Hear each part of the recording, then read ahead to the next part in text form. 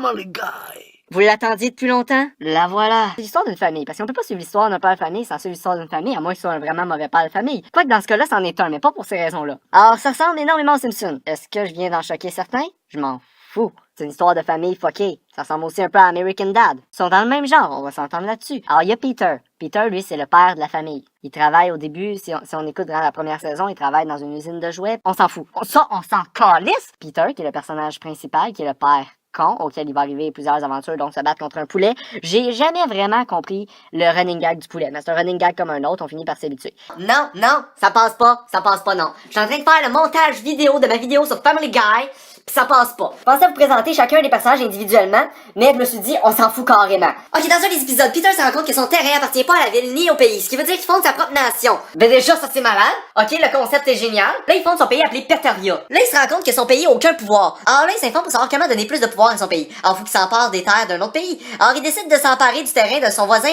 Joe, pour avoir la piscine. Et on s'en calait, je vais pas te décrire l'épisode, je suis en train de te dire qu'ils ont des bons concepts. Tout ça pour te dire qu'ils vont aller chercher des fois des idées un petit peu connes, qu'ils vont aller pousser loin, puis que ça va être drôle, puis que dans le fond c'était innovateur. Dans le fond, on s'en fout un peu du sujet, parce que moi, tant que je suis là pour le présenter, ça va être intéressant. Mais en dehors de certains scénarios innovateurs, il y a l'interaction entre les personnages. Comme chacun des personnages a une personnalité complètement opposée, les voir interagir entre eux suffit à rendre la série intéressante. Enfin bon, ici Smash Swish, le soleil d'en face qui vous dit à la prochaine.